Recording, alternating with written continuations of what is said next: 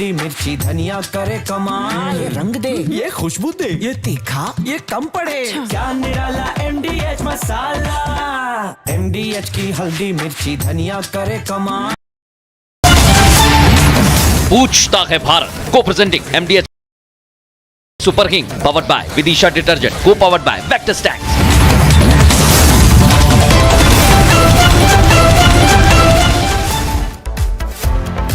प्रणाम दर्शकों, मैं हूं ऐश्वर्या कपूर और आप देख रहे हैं मेरे साथ पूछता है भारत। और आखिरकार ये जो तस्वीरें आ रही हैं नेपाल से, काठमांडू से, जब मैंने कल बोला था कि ये मुझे कोई जेन जी का प्रोटेस्ट नहीं लगता, ये मुझे कोई ऑर्गेनिक या अपने आप सड़कों पे उतरे लोग नहीं दिखते।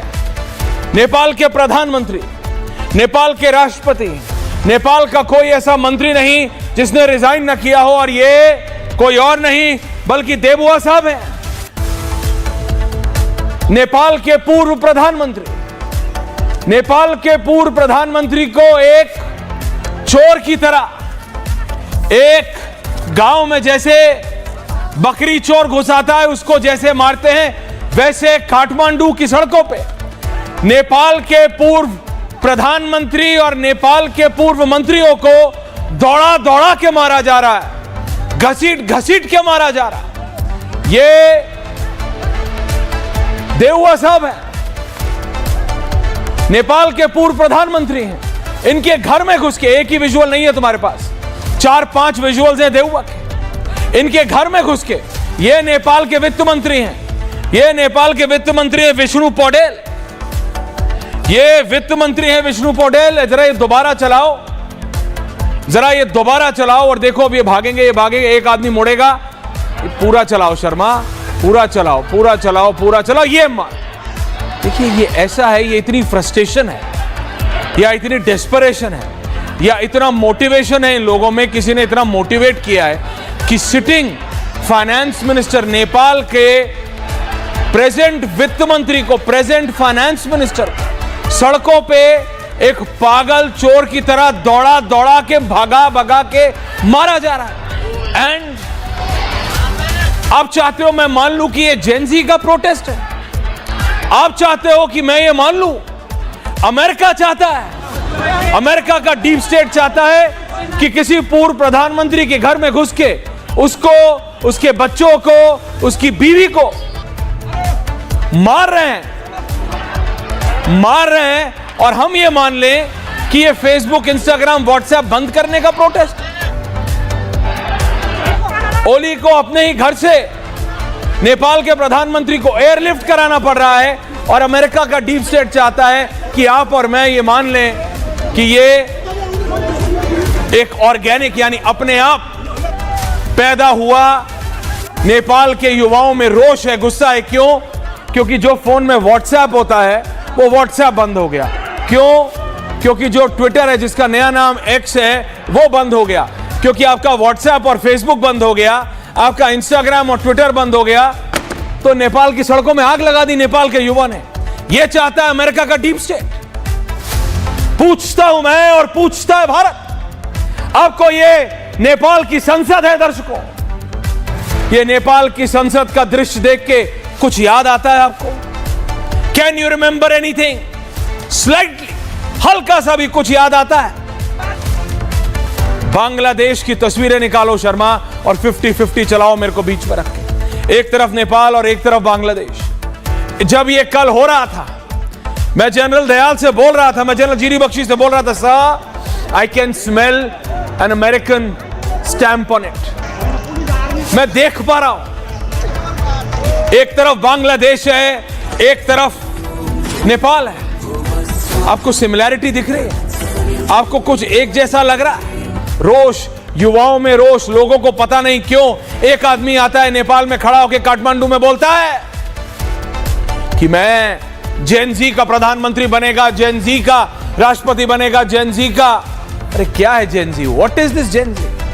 ये जेन जी का प्रोटेस्ट है। Thank you Sharma, I will come back to this, back to Nepal completely. Gen Z या ये युवा या 2000 के बाद पैदाइश वाले लोग अपनी बात मनवाने के लिए पूर्व प्रधानमंत्री झालानाथ की पत्नी राज्यलक्ष्मी चित्रकार को झुलसा देंगे, उन्हीं के घर में जला के मार देंगे?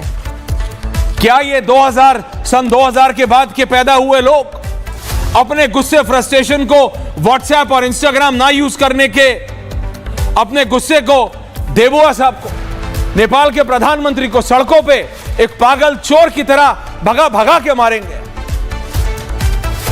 What do they think we are? हम बेवकूफ हैं? नहीं। बांग्लादेश और नेपाल में बहुत सिमिलैरिटी है। I can smell the American deep state. जैसे बांग्लादेश में एक अननोन कैरेक्टर निकल के आया था, यूनुस खान। भैया बहुत बड़ा इकोनॉमिस्ट है, भैया बहुत बड़ी बड़ी अमेरिकी मैगजीनों में उसका फ्रंट पेज है। ऐसे ही एक नया आदमी निकल के आया है नेपाल में। वो कोई कोयराला नहीं है, वो कोई देबुआ नहीं है। कहते हैं भैया ये रैपर है, कहते हैं भैया ये प्रो अमेरिकन गाने गाता था, कहते हैं भैया इसको वेस्ट की कल्चर बहुत अच्छी लगती है। बेलेन शाह, क्या ये है नेपाल का अगला प्रधानमंत्री? Is he the next prime minister of Nepal? Similarity दिखती है आपको? Funny characters, non serious characters, non political characters. ये अभी काठमांडू के मेयर हैं, देश चलाना है। जिन लोगों ने आज काठमांडू में संसद चलाई, जिन लोगों ने आज फ्रीडम के नाम पे, Sharma can you go back to the visuals, क्या उन्हें पता है ये संसद बनाने में उन्हें कितने और साल लग जाएंगे? वो युवा बूढ़े हो जाएंगे नेपाल अपने पैरों पे जब अगली बार दोबारा खड़ा होगा। And mark my words, mob का कोई धर्म नहीं होता, मॉब का कोई नाम नहीं होता, मॉब का कोई चेहरा नहीं होता, लेकिन जो मॉब एक नुकसान करती है, उस नुकसान से माफ कीजिएगा, उबरने के लिए दशक नहीं कई दशक निकल जाते हैं, कई दशक। इसलिए मैं कह रहा हूं ये कोई अपने आप पैदा हुआ युवाओं का रोष नहीं है, ये प्रोपोगेटेड रोष है, ये प्रोपोगेटेड रोष है। अभी मेरे को खबर आ रही है काठमांडू के एयरपोर्ट में दरवाजा तोड़ के अंदर घुस गए हैं वहां के ये युवा क्रांतिकारी। क्यों?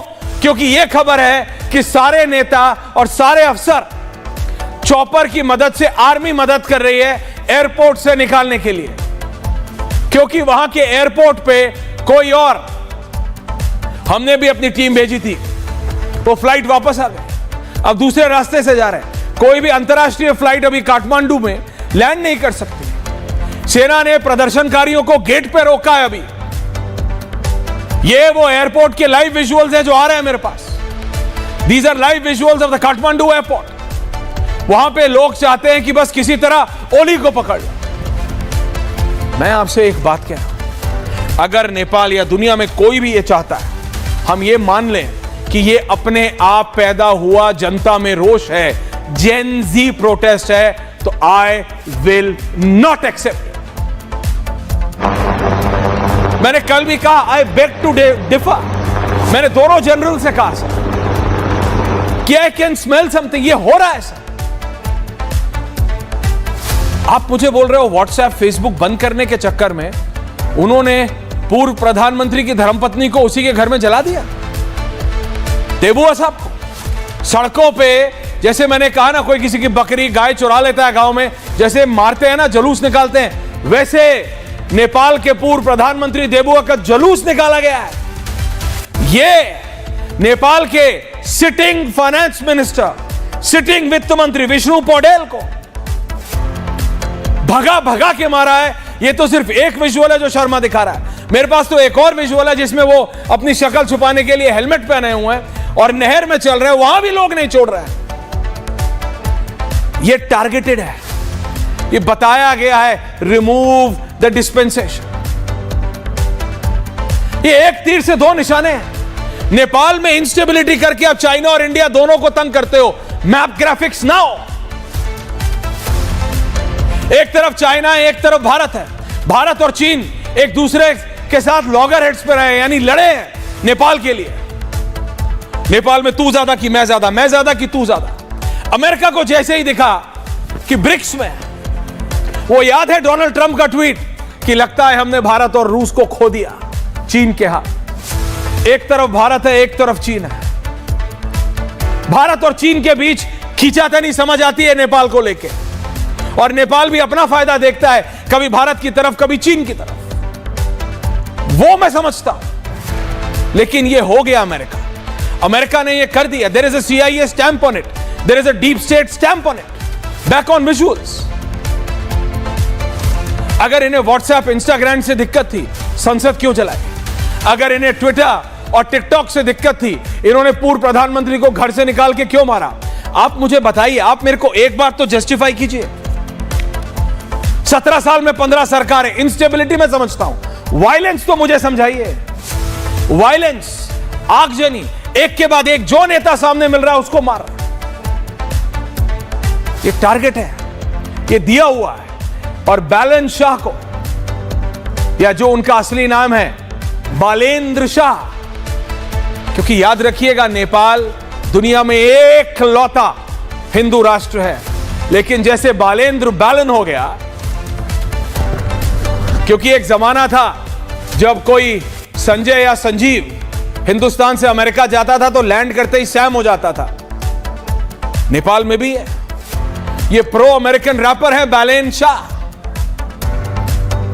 लोग कहते हैं नॉन सीरियस कैरेक्टर है, लोग कहते हैं क्या ये नेपाल को आगे लेके जा सकेंगे? क्या ये इनको लगता है भारत गलत है, चीन गलत है, सिर्फ America is the only way forward for Nepal? और भारत ये होने दे रहा है। ये आपसे, ये आज की तस्वीर है, ये अमेरिकन एम्बेसडर से मिले हैं बैलेंस शाह। ये जो तस्वीर तुम वॉल पे चला रहे हो शर्मा, ऑन एयर करो,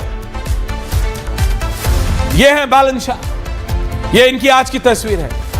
क्योंकि अगर सिर्फ तुम पहले गाने वाली चलाओगे तो वो जेलेंस्की टाइप हो जाएगा, कि जेलेंस्की भी एक टाइम पे जोकर थे, लोगों को हंसाते थे, नाचते थे, लेकिन अब वो यूक्रेन के राष्ट्रपति हैं। बट मोडस ऑपरेंडी सेम है। अगर ये जेन-ज़ी का प्रोटेस्ट है आउट, तो राइफल लेके, AK-47 लेके, इंसास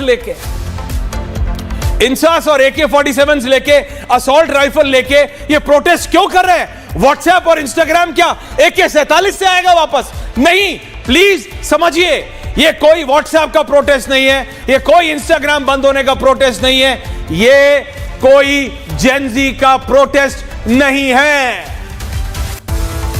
पुलिस चौकी से बंदूकें लूट ली हैं और अमेरिका चाहता है, अमेरिकन डीप स्टेट चाहता है, सोशल मीडिया पे प्रोपोगेट कर रहा है क्या?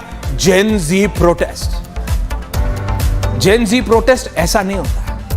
ना जो बांग्लादेश में हुआ वो जेन-ज़ी प्रोटेस्ट था, और जो ना आज काठमांडू में हो रहा है वो जेन-ज़ी प्रोटेस्ट। आंदोलन और नेपाल, जब से 2001 में नेपाल का राज परिवार एक साथ अपनी डाइनिंग टेबल पे समाप्त हो गया, उनको मार दिया गया, उसके बाद से आंदोलन हुए हैं। मैं मानता हूं हर 1-1.5 साल 2 साल में सरकारें बदली हैं, 17 साल में 15 सरकारें आम नहीं है। नेपाल बिल्कुल अनस्टेबल है, नेपाल पॉलिटिकल स्टेबिलिटी नहीं है नेपाल के पास। लेकिन इस तरह की चीज, ये वायलेंस की तस्वीरें होने, मैं ये मानने को तैयार नहीं हूं। अगर डोनाल्ड ट्रंप, मेरे को लग रहा है अभी तक चुप कैसे है Donald Trump? How is he, why is he quite? वो डोनाल्ड ट्रंप जो कुछ होता है और सबसे पहले बोलते हैं why is he quite on Nepal? Why? ये सोचने की बात है सारे। नेपाल के प्रधानमंत्री रिजाइन, राष्ट्रपति रिजाइन, कोई ऐसा मंत्री नहीं है जिसने रिजाइन ना कराओ। पूर्व प्रधानमंत्री, एक पूर्व प्रधानमंत्री के घर में आग लगा दी जिसमें उनकी धर्मपत्नी मर गई। दूसरा, देबुआ साहब, पूर्व प्रधानमंत्री को सड़क पे दौड़ा दौड़ा के उनको, उनके बेटे को, उनकी धर्मपत्नी को मारा जा रहा है। और ये चाहते हैं कि हम मान लें कि ये जेन-ज़ी का प्रोटेस्ट है। ये जेन-ज़ी का प्रोटेस्ट बिल्कुल नहीं है। General Dayal, colonel Singh, Harshvardhan Tripathi, Awadhesh Kumar ji, professor Joshi. Sir, I am starting with you colonel साहब, ये जेन-ज़ी का प्रोटेस्ट मुझे नहीं लगता। I am not ready to accept general साहब, मैं ये मानने को तैयार नहीं हूं कि ये जेन-ज़ी का प्रोटेस्ट है। कर्नल। जय हिंद, नमस्कार। देखिए, बहुत बड़ी बात है कि हमारे पड़ोसी देश, और वो भी एक वो वाला देश जो कि हमेशा से फेमस रहा है पीस लविंग, पीस उनका हमेशा से ध्येय रहा है। हमारे भी लोग वहाँ जाते हैं, मिलते हैं, सब कुछ होता है। अब बात आती है Gen Z.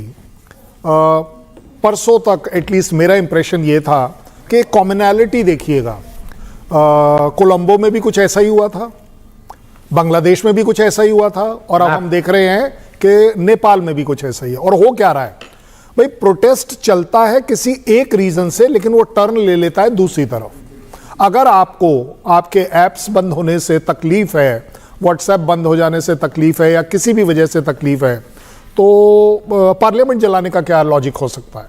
That means this is organised. As far as I am concern, ये पागलपन नहीं हो रहा है। आप एक प्राइम मिनिस्टर को शायद ना लाइक करें, मैं भी ओली को पर्सनली लाइक नहीं करता, बट दैट डजंट मीन कि मैं पिछले वाले प्राइम मिनिस्टर को मरवा दूं, या उसको मार दूं, या उसके घर वालों को मार दूं।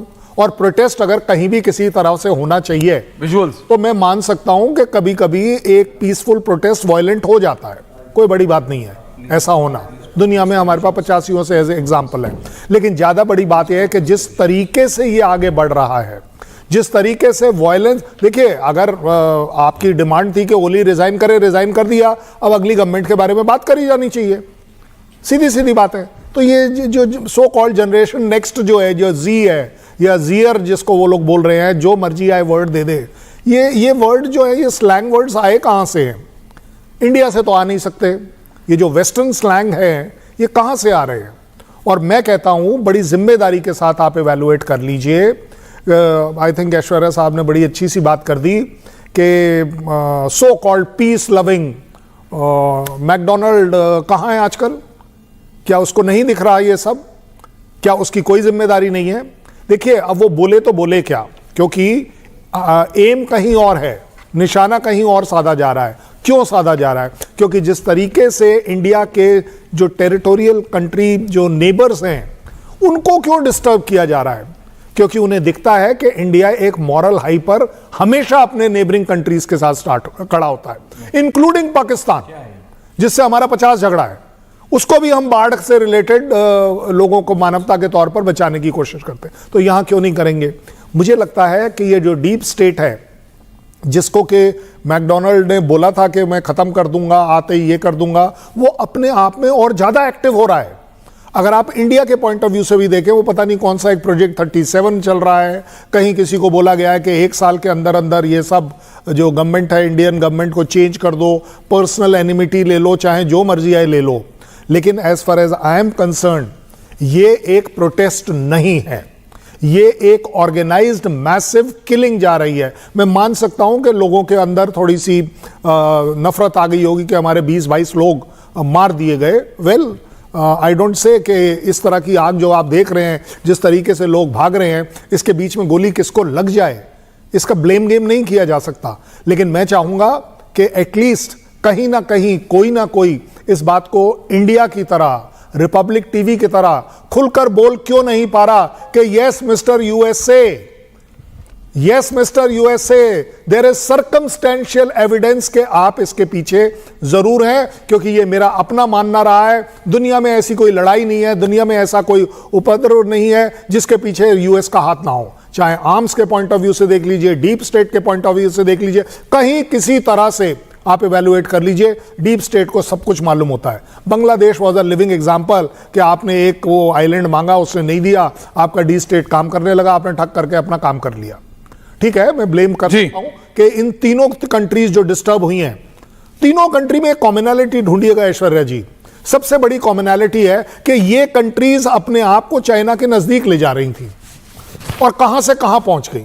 कहां वो ओली साहब ढूंढ रहे थे कि मेरा इन्वेस्टमेंट होगा, मेरा ये होगा, मेरा वो होगा, और हो गया क्या जो आपके सामने दिख रहा है। आई थिंक राइट कर्नल वापस आ रहा हूं। जनरल साहब और हर्षवर्धन जी को लाइए, अंशु जी एंड अवधेश कुमार जी आ रहा हूं। जनरल दयाल, मैं आपसे कह रहा था, जनरल दयाल ठीक है, प्रोटेस्ट होता है, प्रोटेस्ट होती है, नेपाल में हो रहा है, इंस्टेबिलिटी है, 17 साल में 15 सरकारें, 15 साल में 17 सरकारें, ये सब चलता है। नेपाल कोई अकेला नहीं है, बहुत सारे दुनिया में ऐसे देश हैं।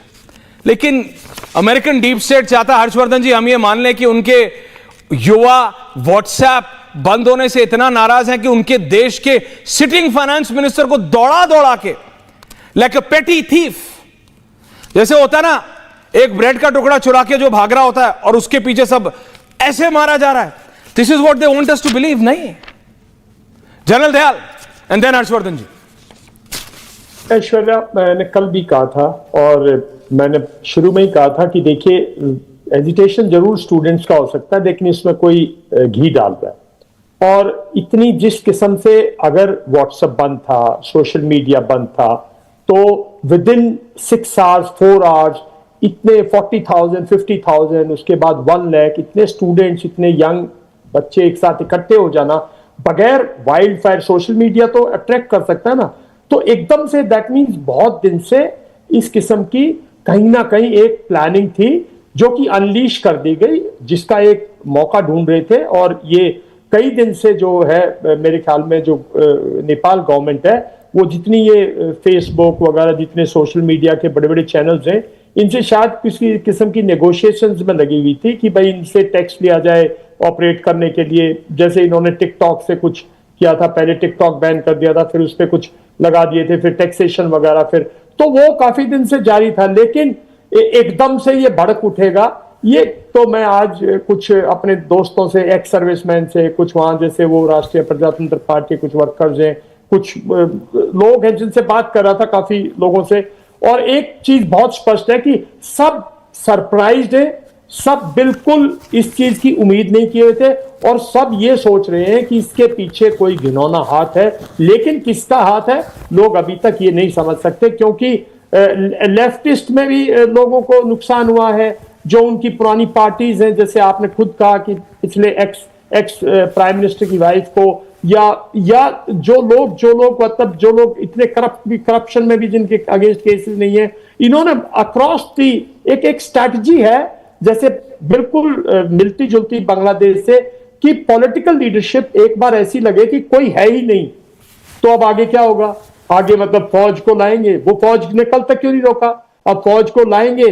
वो फौज किसी एक सिविल में, जैसे आपने पहले कहा, जैसे बांग्लादेश में कोई भाई पता नहीं कहां से आए हैं, ऐसे ही कोई आएंगे, वो कहेंगे हम इलेक्शन करवाएंगे और पीछे से इनको कंट्रोल किया जाएगा. तो कहीं ना कहीं deep state, whether it is, मतलब कल तो मैं कह रहा था बहुत स्पष्ट, और मेरे ख्याल में 2-3 दिन में उभर कर आ जाएगी कि CIA और हो सकता है ISI स्पॉन्सर्ड साथ में. ISI जो है वो बैठता नहीं है, वो दिखता भी नहीं है, वो ऐसे काम करा देता है नेबरिंग कंट्रीज में. खासकर नेपाल इस टाइम पे बहुत क्रिटिकल है. भारत और चाइना का जो इक्विलिब्रियम है, जो उनके जो रीअप्रोचमेंट लोग कह रहे थे, अगर उसमें एक डिस्टर्ब कंट्री बीच में आ जाती है, जहां चाइना इंडिया पे शक करे, इंडिया चाइना पे शक करे, तो मैं समझता हूं एक रिश्ते खराब करने वाली बात है. और कहीं ना कहीं फिर मैं बार बार कह रहा हूं कि जिस दिन से भारत ने अपने स्ट्रेक्स विड्रॉ किए हैं, जिस दिन से भारत डोरमेंट पार्टनर हुआ है, जिस दिन भारत कह रहा है नेपाल बिल्कुल जो चाहे वहां होता रहने दो, हम पड़ोसी हैं भाई, ये उनका अंदरूनी मामला है, जब से मैं समझता हूं नेपाल में अस्थिरता आई है, नेपाल में अनस्टेबिलिटी आई है, एनार्किज्म आया है, कंप्लीट पॉलिटिकल फेलियर है, करप्शन इतनी ज्यादा बढ़ रखी है वहां, वो सब फैक्टर्स हैं. और ये एक मौका है जो कि मैं समझता हूं अब ना तो यहाँ वो जो 2 साल पहले कुछ मुहिम स्टार्ट की थी, वो जो राजघराने के जो वो बचे हुए जो भी किंग, उसको लाने की कोशिश थी, हिंदुत्व के जो तत्व थे, जो बिल्कुल हिंदू किंगडम के पुराने जो लोग हैं, और वो उनका कंप्लीट उनका वो भी किया. वो जनरल साहब, मैं आपकी बात मान रहा हूं, लेकिन ये तस्वीरें अपने आप में नेपाल से हमारा एक पर्सनल, इस लेडी की क्या गलती है बताओ? नहीं, मैं कह रहा हूं ये देबुआ जी की वाइफ है. ये सब विंडोज चाहे ना अपने घर पे किया करो, मेरे शो में नहीं. आउट ऑफ दहशत कैसे? जनरल साहब, मैं आ रहा हूं, मॉब का कोई चेहरा नहीं होता ना कर्नल साहब, यू नो दैट. हर्षवर्धन जी, लेकिन नेपाल के साथ हमारा एक पीपल टू पीपल रिलेशन है. क्या हम कह रहे हैं, क्या हम ये होने देंगे? Only Harshvardhan ji and me, क्या हम ये होने देंगे? पूछता है भारत हर्षवर्धन जी. क्या हम हाथ पे हाथ धरे बैठे रहेंगे? क्या हम सिर्फ यहां पे सोशल मीडिया पे देखेंगे कि क्या ब्रेकिंग न्यूज है और वो चलाएंगे? देबुआ को सड़कों पे मारा जा रहा है, पूर्व प्रधानमंत्री के पत्नी को घर में जलाया जा रहा है, ओली उड़ गए हैं, नेपाल की सड़कों पे एक प्रो अमेरिकन रैपर अब नेपाल का अगला प्रधानमंत्री बनने का दावा कर रहा है। अभी आर्मी ने यह कहा है please don't worry we will handle. अरे भैया वरी नहीं करना पड़ता, अगर आप हैंडल कर लेते, आपने होने दिया। The Nepalese army allowed it to happen. यह हमें मानना पड़ेगा कि नेपाल की आर्मी अगर चाहती, अगर सड़कों पे आ जाती, भैया मतलब मैं आपको बात बता रहा, अगर आ जाती तो ये नहीं होता। नेपाल के वित्त मंत्री को सड़कों पे दौड़ा दौड़ा के लिटरली लाइक अ डॉग बोलना नहीं चाहिए, लेकिन मारा जा रहा है। किस लिए? और ये जो मार रहे हैं जेनजी व्हाट्सएप के नाम पे, जो गलत है कंप्लीटली, ये वो कारण ही नहीं है हर्षवर्धन जी। इसका इंपैक्ट कितना दूरगामी होगा हर्षवर्धन जी? देखिए ऐश्वर्या जी, सबसे पहले तो ये कि इसमें कहीं कोई शक नहीं है कि नेपाल में जो कुछ हो रहा है उसमें फॉरेन हैंड है। इसको तो पहले इसमें कोई संदेह की, शक की गुंजाइश है नहीं, नंबर एक। नंबर दो, ये चाइना और अमेरिका का प्लेग्राउंड बना हुआ है नेपाल। और जो अभी शायद विशंबर दयाल साहब ने कहा, उसको यूं समझिए कि 2008 में जब राजशाही गई, राज परिवार के सदस्यों का रहस्यमयी तरीके से मर्डर होता है, हत्या होती है, 2008 से 2025 आ गया। और वहां पर जिस तरह से कम्युनिस्ट रिजीम ने पूरी तरह से कल्चरली नेपाल को काटने की कोशिश की हिंदुस्तान से, इसको समझना पड़ेगा जरा।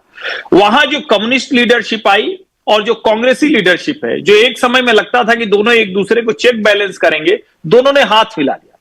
पब्लिक के सामने यह दिख रहा था कि जो भी डेमोक्रेटिक तरीके से इलेक्टेड लीडरशिप है, वो सिर्फ और सिर्फ सत्ता सुख के लिए, करप्शन के लिए बैठे हुए। चाइना और अमेरिका का प्लेग्राउंड बना। एक समय में कम्युनिस्ट होने की वजह से उनको लगा कि हम चाइना के नजदीक जाएंगे, हमें बहुत कुछ मिलेगा। बाकायदा चाइनीज गवर्नमेंट के साथ नेपाली गवर्नमेंट ने एक बाकायदा एमओयू किया कि हमारे जो टीचर्स हैं उनको हम मैंडरिन पढ़ाएंगे। भैया नेपाली क्यों नहीं पढ़ाओगे? हिंदी सब लोग जानते हैं, हिंदी क्यों नहीं पढ़ाओगे? जितने बॉर्डर प्रोजेक्ट हैं, जितने उनके हाइड्रो प्रोजेक्ट हैं, दूसरे प्रोजेक्ट हैं, वो उसको चाइनीज कंपनी को उन्होंने दे दिया। भारत के साथ ढेर सारे विवाद उन्होंने खड़े कर लिए। हमारा फ्री मूवमेंट है, कोई पासपोर्ट नहीं, कोई वीजा नहीं, हम गए मजे से करके चले आए, वो हमारे यहां है। भारत और नेपाल की सेना एक दूसरे के साथ जुड़ी हुई है, बाकायदा हम उनको जनरल की रैंक देते हैं, वो हमारे जनरल को उसी तरह सम्मान करते हैं। एकमात्र हिंदू देश था दुनिया में। जब आप इस पर्सपेक्टिव से देखेंगे तब आपको समझ में आएगा कि नेपाल आज कहां खड़ा है। कम्युनिस्ट रिजीम ने, और मैं फिर कह रहा हूं, अमेरिका को आप बाद में दोष दीजिएगा, अभी ताजा मसला है तो आप कह सकते हैं डीप स्टेट अमेरिका। और जब दो फोर्सेज की लड़ाई होती है तो उसमें बहुत सी चीजें शामिल होती हैं। मैं आईएसआई को उतनी औकात मानता नहीं हूं। वो कुछ गुंडे बदमाश हमेशा नेपाल में रहे, जो मुस्लिम गुंडे बदमाश रहे, उनको आईएसआई पालता है और वो तस्करी कराते थे। अब वो तस्करी भी खत्म हो गई। जो भारत नेपाल में तस्करी पहले हुआ करती थी ना, अब वो तस्करी नहीं होती है गोरखपुर से लेकर पूरा तराई के इलाके में, तो वो वाला मसला अब खत्म है। लेकिन हां, चूंकि जब ऐसे प्ले होते हैं तो उसमें आईएसआई हो, पाकिस्तान हो, इन्वॉल्व होता है। अब सवाल ये है कि भारत को क्या करना चाहिए। मेरा निश्चित तौर पर मानना है, भारत को लेकर नेपाल के लोगों में जो सेंटिमेंट है, वो अपनापन है, वो अपने जैसा है। कम्युनिस्ट रिजीम ने भारत के प्रति घृणा पैदा करने की कोशिश की है। पिछले कुछ समय में वहां यह बताया गया कि नहीं नहीं, तुम्हारा तो भारत बड़ा भाई बनने की कोशिश करता है, भारत डिक्टेट करने की कोशिश करता है। और चाहे ओली हो या उससे पहले प्रचंड हो, उन्होंने कोशिश क्या की, वो बार बार ये दिखाते रहे कि देखो नेपाल के हित जो है, जब तक हम डिटैच नहीं होंगे तब तक नहीं होने वाला। नहीं, हो जाओ ना डिटैच हर्षवर्धन जी, हो जाओ डिटैच, हो जाओ डिटैच, देख लो डिटैच होके क्या होता है। शर्मा 180 विजुअल्स हैं तुम्हारे पास, 4 के आगे तुम्हारे को काउंटिंग नहीं आती है क्या? मैं आपको बता रहा हूं, मतलब हो जाओ डिटैच, विजुअल्स देखो ना। व्हाट्सएप के नाम पे AK-47 लहरा रही हैं। सिटिंग वित्त मंत्री को, नेपाल के वित्त मंत्री को सड़कों पे दौड़ा दौड़ा के मारा जा रहा है। पूर्व प्रधानमंत्री के घर पे आग लगाई जा रही है। पूर्व नेपाली कांग्रेस के बड़े नेता और पूर्व प्रधानमंत्री नेपाल देबुआ को घर में घुस के उनको, उनके बेटे को लहू लुहान कर दिया जाता है। उनकी बीवी को मुंह पे थप्पड़ ही थप्पड़ धरे जाते हैं। और दूर हो जाओ। देखिए इसमें जो भी है, अमेरिकन डीप स्टेट है, कह रहे हैं चाइना, और देखिए लेकिन इस समय हर्षवर्धन जी, और इस समय मैं सिर्फ आपको ये बता रहा हूं कि अगले कुछ ही देर में भारत में भी उपराष्ट्रपति चुनाव के नतीजे थोड़ी देर में अनाउंस होने वाले हैं। लेकिन मैं बस आपसे ये कह रहा हूं, अच्छा अनाउंस हो गया, breaking full frame, CP Radhakrishnan देश के नए उपराष्ट्रपति होंगे। Can have me and Harshvardhan ji and Awadhesh ji, all three of us journalists on air right now with this breaking. Awadhesh ji, Harshvardhan ji, CP Radhakrishnan ने, मैं बता रहा हूं, सीपी राधाकृष्णन को मिली भारी जीत, भारत के अगले उपराष्ट्रपति होंगे। ब्रेकिंग न्यूज आ रही है। अवधेश जी बोलिए। नहीं, ये सीपी राधाकृष्णन की जीत पहले से सुनिश्चित थी। केवल यह देखना होगा कि अंतर कितने का आया है। क्या INDIA का वोट भी इधर आया है? मैं आपको नंबर्स भी बता रहा हूं। इसका अर्थ यह है कि भारतीय जनता पार्टी के नेतृत्व ने इस समय जो अपने में सुधार किया है कि अब अपनी आइडियोलॉजी वाले व्यक्ति को ही शीर्ष पद पर लाना है, उसकी शुरुआत हुई है जी। और जब राहुल गांधी स्वयं मलेशिया चले गए और उन्होंने इसका प्रचार नहीं किया और जो स्थिति बन गई थी, BRS ने स्वयं को चुनाव से अलग कर दिया, BJD ने अलग कर दिया, अकाली दल ने अलग कर दिया, तो यह स्पष्ट हो गया था कि बी सुदर्शन रेड्डी के पक्ष में INDIA 377 हाफ वे मार्क था। तो इसलिए सुदर्शन जी को सिर्फ 300 वोट मिले हैं। अवधेश जी आप ठीक कह रहे हैं, सुदर्शन जी को सिर्फ 300 वोट मिले हैं।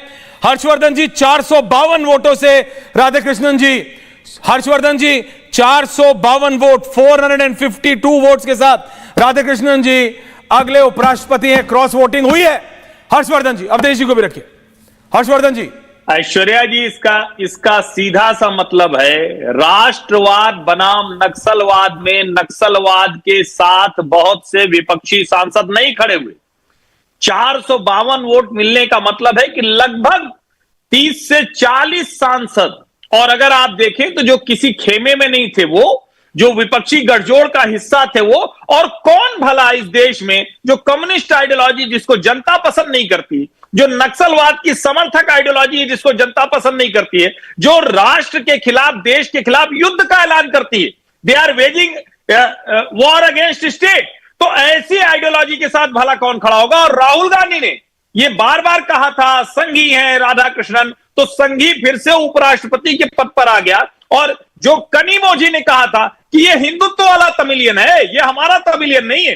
अब जो तमिल आइडेंटिटी की ये जो पहचान है, इस पहचान के साथ भारतीय जनता तमिलनाडु में जाएगी। और मुझे लगता है कि देश को इस वक्त इस नतीजे की बहुत जरूरत भी थी, क्योंकि बार बार ही कहा जा रहा है, मेरे ध्यान में नहीं है कि वाइस प्रेसिडेंट के पोल में कभी भी इस तरह से विपक्ष ने कहा हो कि चूंकि वो संघी है इसलिए हमें कम्युनिस्ट आइडियोलॉजी का, नक्सल समर्थक आइडियोलॉजी का एक व्यक्ति लेकर आएंगे। आज तक कभी नहीं हुआ, और मुझे लगता है कि उसका जवाब इस चुनाव में मिला है। बहुत शानदार नतीजे हैं, देश का मानस जो है उसको फिर से स्थापित किया गया।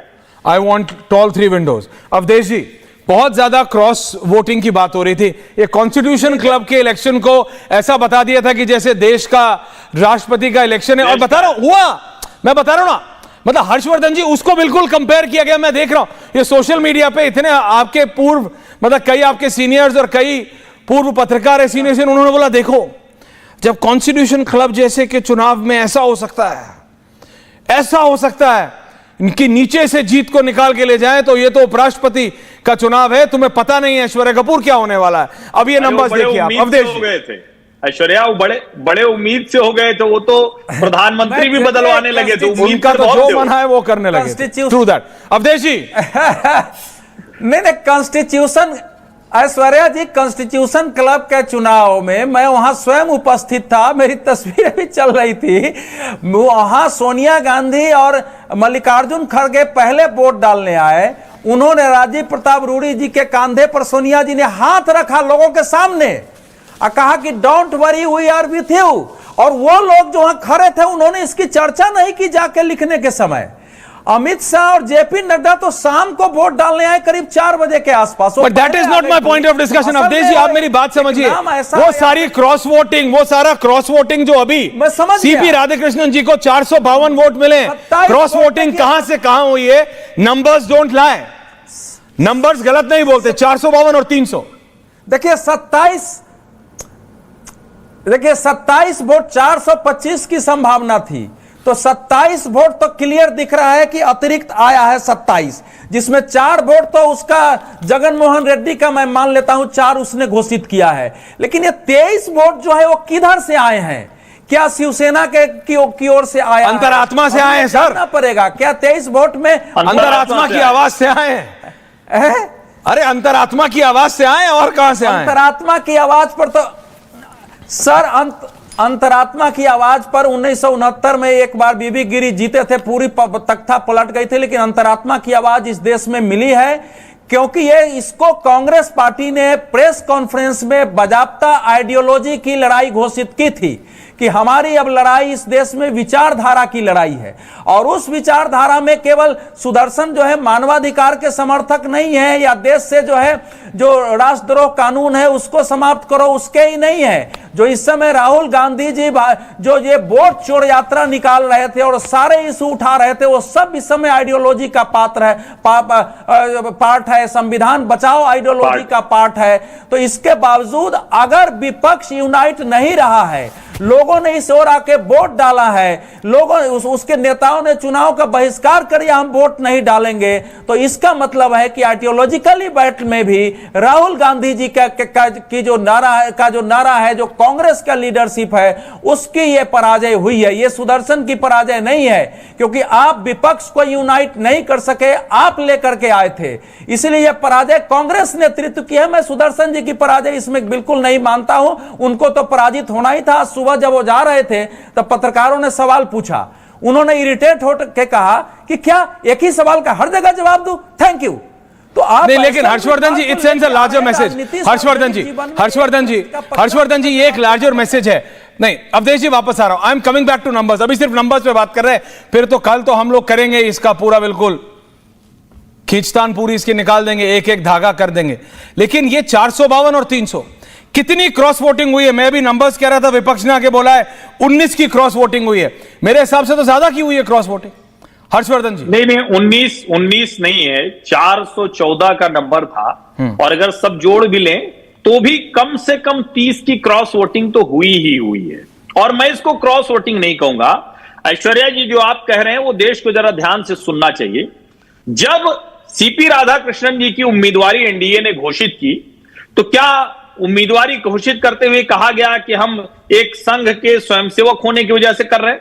ये दबाव था भाजपा पर, क्योंकि धनखड़ जी का अनुभव बहुत खराब था। और मैं तो बार बार कहता हूं कि नॉमिनेटेड और कॉन्स्टिट्यूशनल पोस्ट पर किसी भी वैचारिक पार्टी को अपने वैचारिक लोगों को ही रखना चाहिए, बाहर से लोगों को, आयातित लोगों को नहीं। उनको आप चुनाव लड़ाइए, सब कुछ करिए, फिर एक समय की बात हुई। लेकिन जरा सोचिए, कनिमोझी का पहला बयान आया, ये हिंदुत्व वाला तमिलियन है, तमिलियन नहीं। राहुल गांधी ने कहा कि हम संघ के लोगों को आने नहीं देंगे। उसके बाद क्या हुआ? बाकायदा सुदर्शन रेड्डी जी ने कहा, अपनी आइडियोलॉजी बताई, और उन्होंने कहा कि हां मैं संघ को पसंद नहीं करता हूं। इस देश में एक ऐसा संगठन जिसने देश के लिए काम करने का एक उसका बड़ा उदाहरण रहा हो, जिसके ऊपर बेवजह 3 बार प्रतिबंध लगा हो, आज भी आप कहते हो संघी है? अच्छा, इस वक्त अगर संघी नहीं बैठेगा तो क्या आप कांग्रेसी को बिठाएंगे? और कांग्रेस के भीतर एक बड़ा वर्ग है जिसको ये बहुत बुरा लगता है ऐश्वर्या जी कि ये राहुल कांग्रेस कम्युनिस्टों को हर जगह चुनकर ले आती। बताइए क्या जरूरत थी? सलवा जुडुम, फिर मैं कह रहा हूं निर्णय देने में और जज रहे होंगे, लेकिन जब आप उस आधार पर लेकर आते हैं तो ये खतरनाक है। जब आप ऐसे व्यक्ति को लेकर आते हैं जो लालू जी से मिलते हुए कहता है कि हम देश के सोल, देश के संविधान की आत्मा को बचाने जा रहे हैं। राहुल कांग्रेस के भीतर बहुत से असली कांग्रेसी जो हैं वो घुट रहे हैं, उनको मुश्किल हो रही है। वो लोग भला कैसे किसी नक्सलवाद समर्थक के व्यक्ति के साथ खड़े हो जाते? एक तरफ देश का गृह मंत्री कह रहा है कि मार्च 2026 तक हम राष्ट्र के खिलाफ, देश के खिलाफ युद्ध लड़ने वाली इस विचारधारा को, आतंकवादी विचारधारा को समाप्त करेंगे। दूसरी तरफ उसकी बात करने वाले लोग हैं। ये चुनाव साफ साफ था और बहुत बड़ा मैसेज है राष्ट्रवाद बनाम नक्सलवाद में। राष्ट्रवाद ने नक्सलवाद को बुरी तरह से पराजित किया। ये अच्छी बात है ना, राष्ट्रवाद अगर नक्सलवाद को पराजित करता है। लेकिन coming back to numbers Awadhesh ji, वो ड्रॉप डाउन चलाओ जरा दोनों तरफ। ये 452 और 300 का ये जो नंबर है, 414 हर्षवर्धन जी कह रहे हैं नंबर आता है। मैं देख रहा हूं 30 से ज्यादा की क्रॉस वोटिंग है। बीजेपी के तो प्रवक्ताओं ने, नेताओं ने खुलेआम आके बोल दिया कि हां क्रॉस वोटिंग हुई है।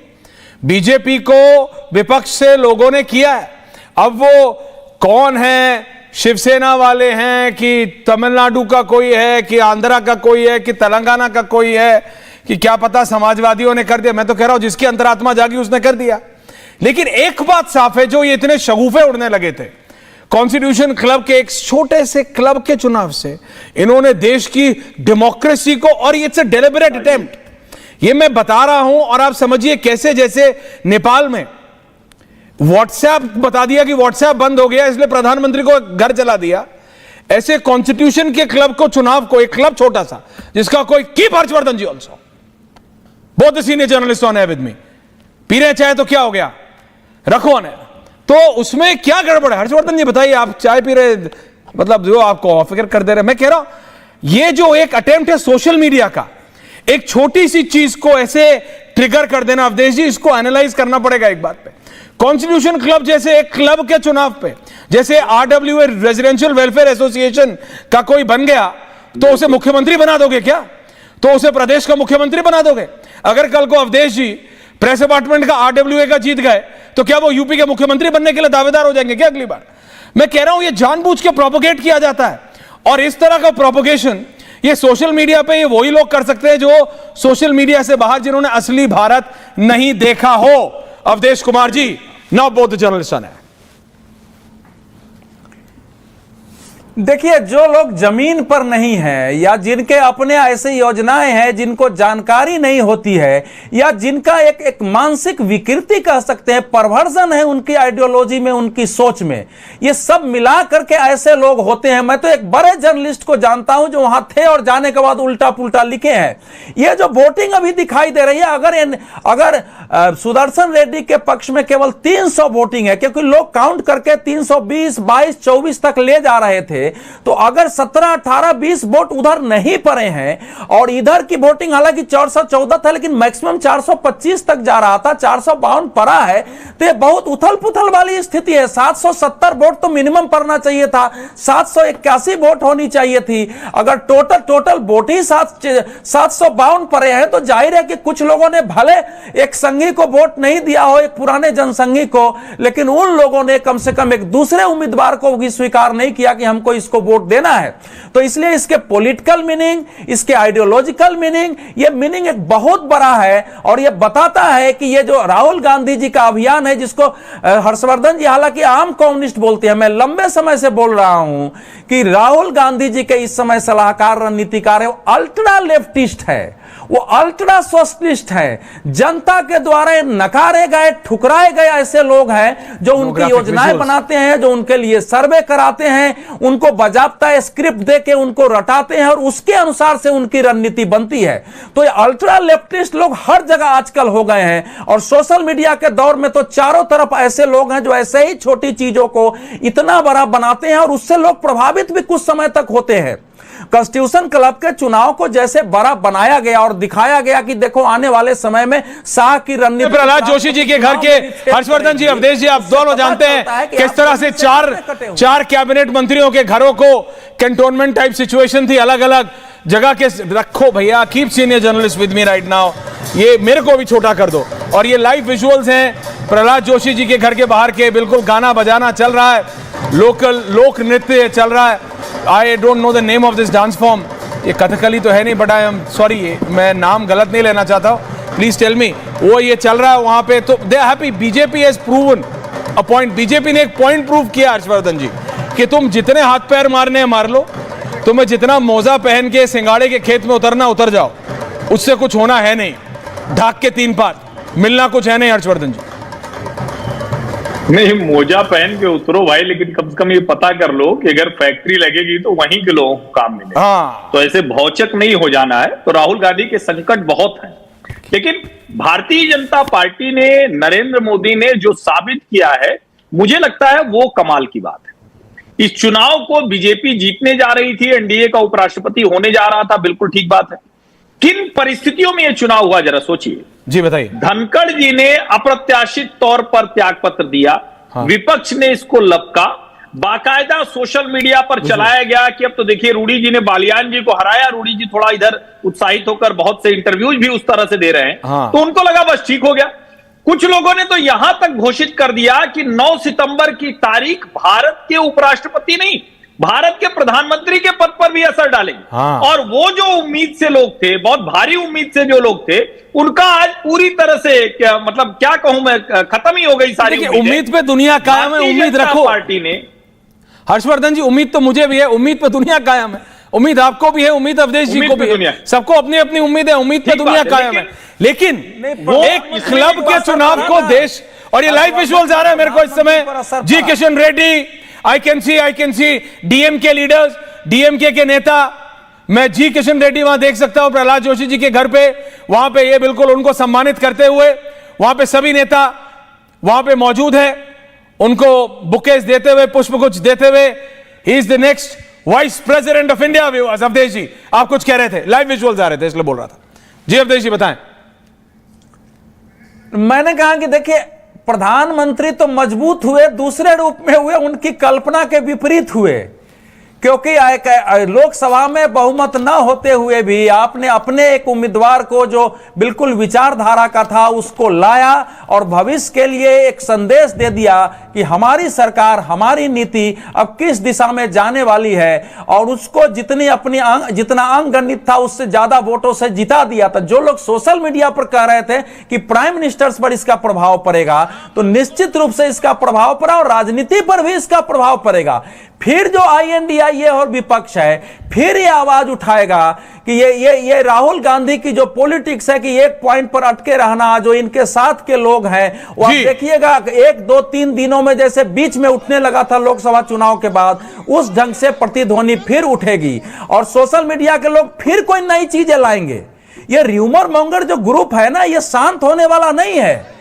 ये जब तक ये टूलकिट गैंग जो है ये 100% पराजित नहीं होगा, और मुझे लगता है कि हम लोग भी थोड़ा जीवित रखना चाहिए कि ये रहते हैं तो राजनीति कई बार रुचिकर बनती रहती है, लेकिन जब देश वो ठीक है हरकत में चले जाते हैं, लेकिन यात्रा करने से कोई, यात्राएं करने से कोई प्रधानमंत्री नहीं बनता है।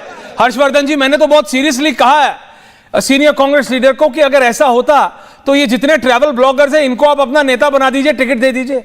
अगर आप जितनी बार पूछो कांग्रेस से, वो ये कहते हैं देखो सबसे ज्यादा लंबी यात्रा की है। मैंने कहा भैया, अगर यात्रा करने से या दाढ़ी बढ़ाने से आप प्रधानमंत्री बनते होते तो बात कुछ और होती। इससे होता नहीं है, ऐसे होता नहीं। It's a numbers game. Drop down again Sharma. मैं कह रहा हूं भैया Harshvardhan ji, it's a numbers game. Numbers को एक बार और अगर आप जनता के लिए एनालाइज कर देंगे, ये 452 की इंपॉर्टेंस। हर्षवर्धन जी ऑन है। देखिए, एक तो ये जो अभी अवधेश जी ने कहा कि 752 का नंबर क्यों है जी, BRS उसने इसमें भाग नहीं लिया, BJD शामिल नहीं हुई, और जो शिरोमणि अकाली दल है वो भी शामिल नहीं जी। इस वजह से ये नंबर आपको इतने कम दिख रहे हैं। जो सदस्य नहीं है, जिनकी सीटें खाली हो गई, उनके नंबर आपको इसमें नहीं दिख रहे हैं। लेकिन जो नंबर हैं, इसका मतलब ये हुआ, और मैं थोड़ा लाइटर नोट पे कह रहा हूं, ठीक वही मत कर दीजिएगा, लेकिन वो फोटो चला सकते हैं आप।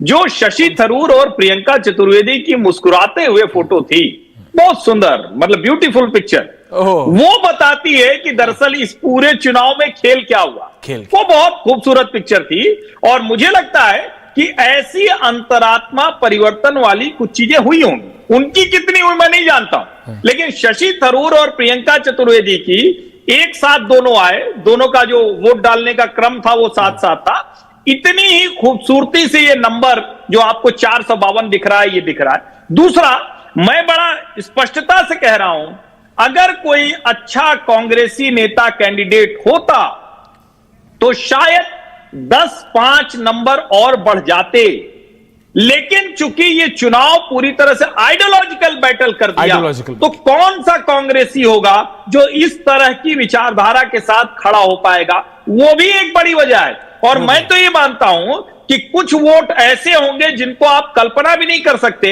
जो कांग्रेस में ही है। मुझे उनमें से भी कुछ वोट CP राधाकृष्णन जी के लिए, एक संघी के लिए जाते हुए दिख रहे हैं। वैसे राहुल जी की समस्या बढ़ती जा रही, हर जगह संघी घुसे चले जा रहे, संकट उनका बढ़ता चला जा रहा। बहुत बहुत धन्यवाद आप दोनों का। बिफोर आई एंड 60-40, ये समय देखिए जो बांग्लादेश में हुआ, जो अभी नेपाल में हो रहा है। ऐसे में to have a strong democracy is our biggest power. एक ताकतवर डेमोक्रेसी होना हमारी सबसे बड़ी शक्ति है। ये बहुत विदेशी ताकतें हैं जो लगी हैं, और आज से नहीं लगी है, बहुत लंबे समय से लगी है कि भारत एक मौका मिले, भारत एक मौका मिले। इनकी टूल किट है जो समाप्त नहीं होती, लेकिन भारत की जनता, और भारत की जनता जिनको चुन के भेजती है, वो नंबर्स रखो शर्मा, उनमें भी इतनी बारीकी है समझने की कि कब, कहां, कैसे किसके लिए वोट डालना है। ये नंबर अपने आप में बहुत कुछ बयां करते हैं। देश के अगले उपराष्ट्रपति होंगे माननीय सीपी राधाकृष्णन जी हैं, भारत के अगले उपराष्ट्रपति। बहुत बहुत धन्यवाद, नमस्कार। असली स्वाद अब आया स्वाद। जब स्वाद के पड़े हो लाले तो MDH का चंकी चाट मसाला डालें। MDH का चंकी चाट मसाला। MDH